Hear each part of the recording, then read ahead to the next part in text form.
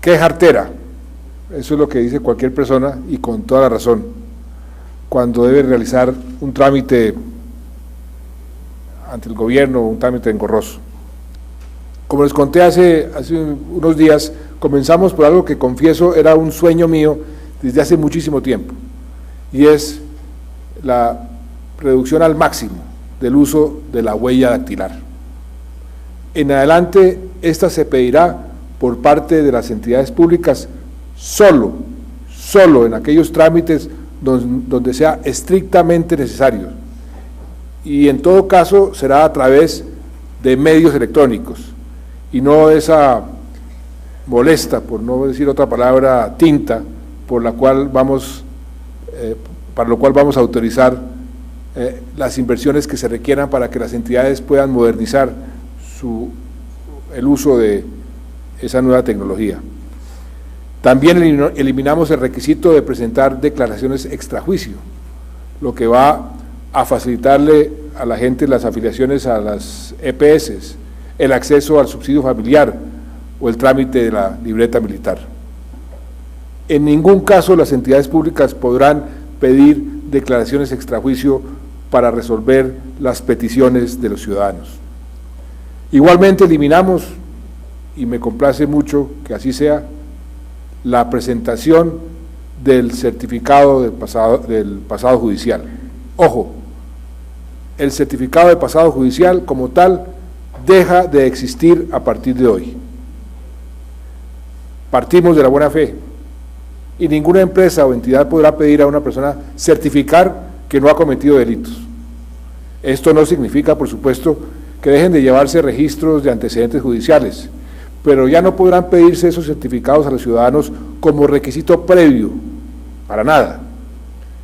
De otra parte, a partir del 1 de julio, no se podrán exigir certificados de supervivencia en el país, una medida de especial impacto para los adultos mayores que cobran su pensión.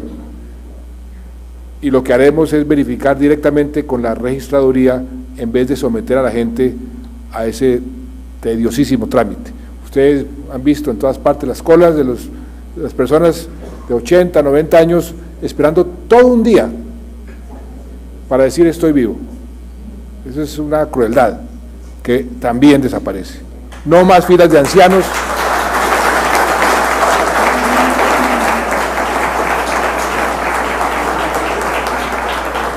No más filas de ancianos ni viajes largos e inútiles, porque muchos de ellos viajan 2 días, para después hacer una cola un día para decir que están vivos.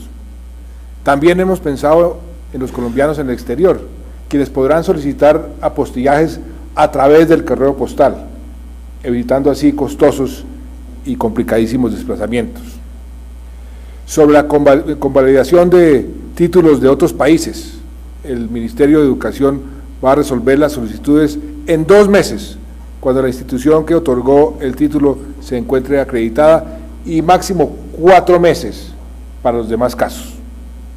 Otro asunto de los más comentados en la urna de cristal es la habilitación de herramientas electrónicas en el trámite de la libreta militar, para hacer consultas, la inscripción, pagos o expedir certificados, los cuales deberán estar listas al finalizar el próximo año, con lo que esperamos acabar con las romerías de ciudadanos esperando para definir su situación.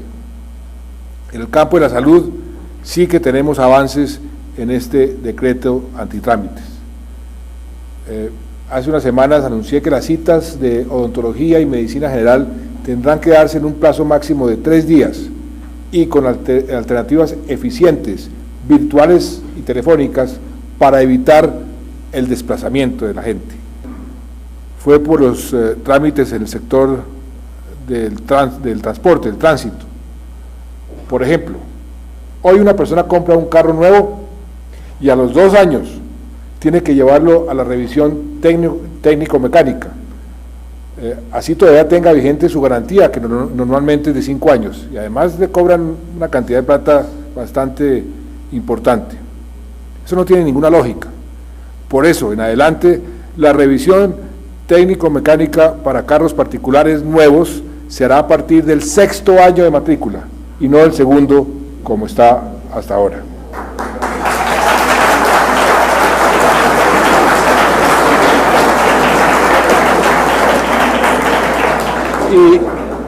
Y miremos el caso de las licencias de conducción, de los pases. Hoy a cualquier persona que saca un pase nuevo se lo expiden con una vigencia de 5 años. Pues bien, en adelante los pases tendrán vigencia por 10 años, lo cual irá disminuyendo según la edad del ciudadano. Se acaba el requisito macondiano de placas de tránsito para los tractores, las bicicletas, hasta las zorras les exigen tener una placa. Eso no va más. ¿A quién se le ocurre mirarle la placa a un tractor? Eso no tiene ninguna lógica. Por otra parte, los colombianos van a poder pagar las multas de tránsito desde el lugar que prefieran y no donde cometan la infracción. Otro tema muy importante: en adelante no será necesario contratar un abogado como apoderado para ningún trámite administrativo, como por ejemplo el RUT, o para sacar el carro si se lo llevaron a los patios. Eso lo puede hacer cualquier persona, no tiene que ser un apoderado abogado para que muchas veces complique más el procedimiento. Y algo que sé que interesa a los pensionados de menores recursos: en adelante no se les exigirá a quienes tengan pensiones menores a 2 salarios mínimos que mantengan saldos mínimos en sus cuentas bancarias. Podrán usar todos sus recursos para sufragar sus gastos. Se acaba también ese trámite inútil de presentar denuncia penal por pérdida de documentos. Todos sabemos que nadie investiga esas denuncias y que solo generaban un inconveniente adicional. En adelante, a quien se le perdió el documento hay que creerle que se lo robaron o que se le perdió, pero no tiene que ir a denunciarlo para que le den un documento nuevo. A partir de mañana, por otro lado, nadie tiene que venir a Bogotá para presentar una queja o solicitud en la sede principal de cualquier entidad pública.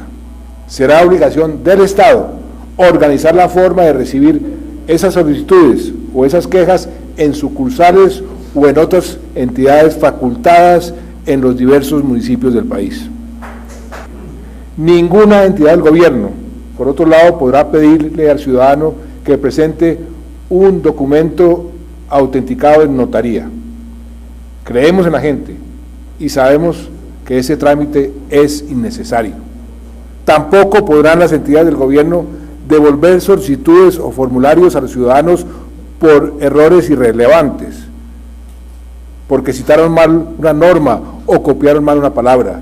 Si el error es fácilmente subsanable, el formulario o la solicitud no se van a devolver.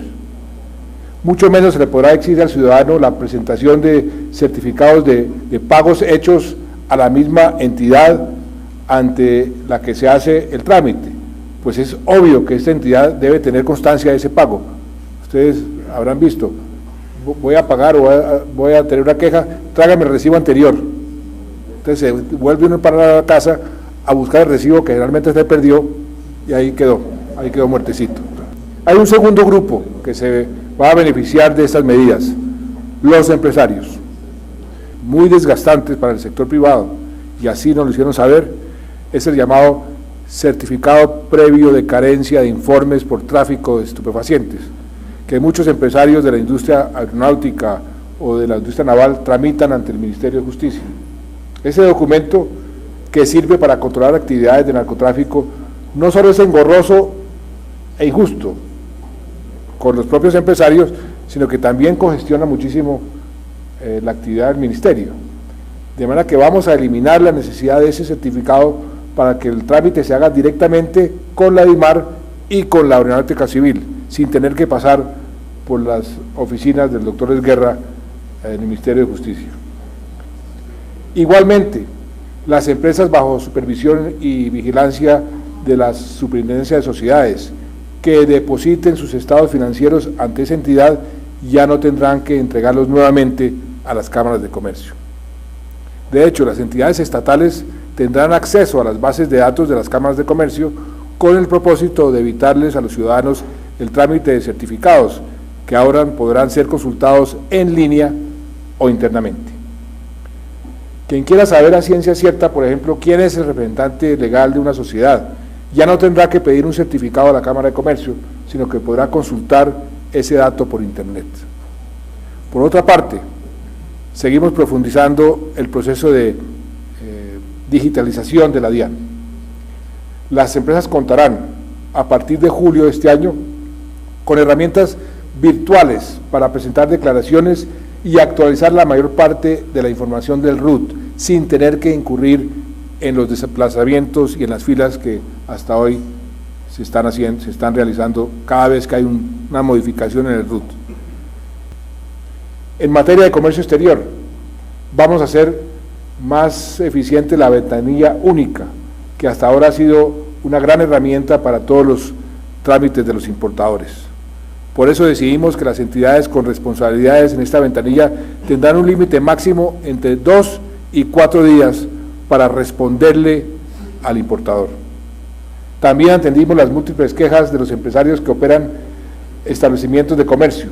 Por eso los restaurantes, los bares, los hoteles y otros establecimientos de este tipo podrán cumplir en un solo paso con su obligación de pago de los derechos de autor a través de una ventanilla única. Para el sector de la construcción de vivienda, este decreto establece reglas claras que, entre otras cosas, mejoran muchísimo el clima de negocios y promueven muchísimo la inversión. Aquí se simplifican los trámites previos y posteriores a la expedición de las licencias de construcción y se prohíbe la exigencia de otras condiciones que no están en la ley. Por ejemplo, se establece que en el trámite de licencias de construcción solo se deben aportar los 11 requisitos que exige la legislación, evitando así los 80 trámites adicionales que hoy hay en las principales ciudades del país. Para ello se impone como condición fundamental en los planes de ordenamiento territorial que las administraciones municipales garanticen la incorporación de normas que mitiguen el riesgo por inundación. Lo mínimo que podemos hacer luego de esta lección que nos ha dejado este terrible invierno es generar acciones preventivas frente a futuras olas invernales. Y finalmente, el tercer grupo de beneficiarios de este decreto ley son las propias entidades públicas, que también se van a ver favorecidas con menos trámites y con mejor servicio. En este decreto precisamente vamos a acabar con un procedimiento absurdo. Es cuando un ciudadano va a hacer un trámite y le exigen que primero busque y presente un documento que reposa en la misma entidad. La lógica es muy sencilla.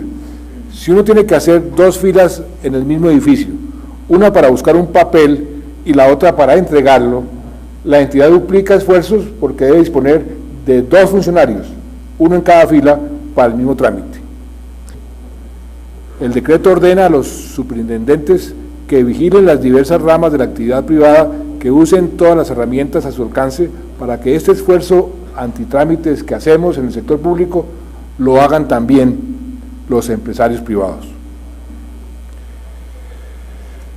Queridos amigos, este es a grandes rasgos el contenido del decreto y se me quedan muchas cosas sin contar porque son 230 artículos.